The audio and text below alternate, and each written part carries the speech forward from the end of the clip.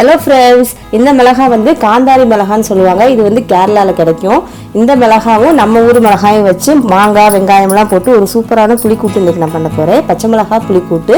வாங்க புளிக்கூட்டு எப்படி செய்கிறதுன்னு பார்க்கலாம். வீடியோக்குள்ளே போகிறதுக்கு முன்னாடி நம்ம சேனலை சப்ஸ்கிரைப் பண்ணாதவங்க சப்ஸ்கிரைப் பண்ணிக்கோங்க. புளிக்கூட்டு செய்கிறதுக்கு தேவையான பொருட்கள் நான் டிஸ்கிரிப்ஷனில் கொடுத்துருக்கேன். பேன் சூடானதும் 50 ml எண்ணெய் ஆட் பண்ணுறேன். இப்போ எண்ணெய் சூடாயிருச்சு. 1/2 டேபிள்ஸ்பூன் கடுகு, 1/4 டேபிள்ஸ்பூன் உளுந்து, 1/4 டேபிள்ஸ்பூன் வெந்தயம். இதெல்லாம் நல்லா பொரியட்டும். எண்ணெயில் பொரிஞ்சதுக்கப்புறம் ஒரு கொத்து கருவேப்பிலை ஆட் பண்ணியிருக்கேன்.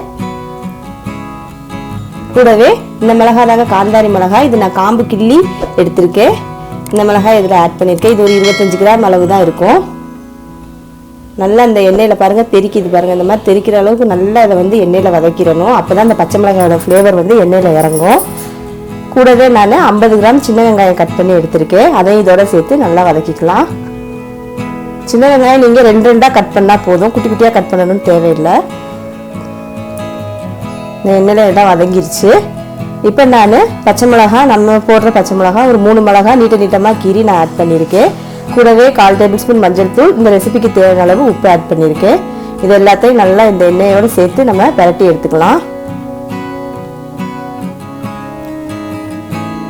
1/2 நெல்லிக்காய் அளவு புளி தண்ணி கரைச்சி நான் எடுத்திருக்கேன். அதை இதோட சேர்த்து நல்லா கொதிக்க விட்டுருங்க. கொஞ்சோண்டு தண்ணி ஆட் பண்ணிக்கோங்க.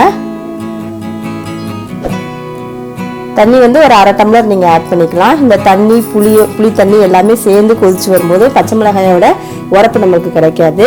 இது கூடவே நான் ஒரு 2 துண்டு மாங்காவை பொடி பொடியாக கட் பண்ணி நான் ஆட் பண்ணியிருக்கேன். அதனால தான் புளி வந்து நான் கொஞ்சமாக இதில் போட்டிருக்கேன். ஏன்னா மாங்காவோட புளிப்பு எல்லாமே இதில் இறங்கி கிடைக்கும். பாருங்கள், நல்லா கொதிக்கணும். கொதித்து இந்த புளி தண்ணி நம்ம ஊற்றின தண்ணி எல்லாமே வற்றி வெறும் எண்ணெய் மட்டும் வரும், திரண்டு வரும். அந்த மாதிரி வந்ததுக்கப்புறம் நம்ம அடுப்பை ஆஃப் பண்ணிவிட்டு இறக்கிடலாம். அப்போ தான் இந்த பச்சை மிளகாயோட உரப்பு, நம்ம ஊற்றின புளி மாங்காய் இது எல்லாமே ஒன்றா சேர்ந்து செம்ம டேஸ்ட்டாக இருக்கும் சாப்பிட்றதுக்கு. பாருங்கள், இந்த மாதிரி ஓரளவுக்கு திக்காக கிடச்சதுக்கப்புறம் நீங்கள் அடுப்பை சிம்மில் வச்சு இதை கொதிக்க விடுங்க. அப்போ இதோட டேஸ்ட் வந்து இன்னும் நல்லா நம்மளுக்கு இறங்கி கிடைக்கும். பாருங்கள், இந்த மாதிரி இப்போ தண்ணியெல்லாம் வற்றி எண்ணெய் பிரிஞ்சு வந்துருச்சு. இந்த கன்சிஸ்டன்சி வந்ததுக்கப்புறம் நம்ம அடுப்பை ஆஃப் பண்ணிடலாம்.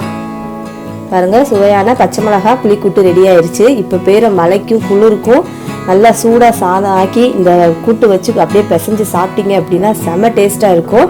நீங்களும் இந்த ரெசிபி உங்கள் வீட்டில் ட்ரை பண்ணுங்கள். ட்ரை பண்ணிவிட்டு மறக்காமல் எனக்கு கமெண்ட் பண்ணுங்கள். இந்த வீடியோ உங்களுக்கு பிடிச்சிருந்துச்சுன்னா லைக் பண்ணுங்கள், ஷேர் பண்ணுங்கள். மறக்காமல் சாட்டர்டே ரெசிபிஸ் சேனலை சப்ஸ்கிரைப் பண்ணிடுங்க.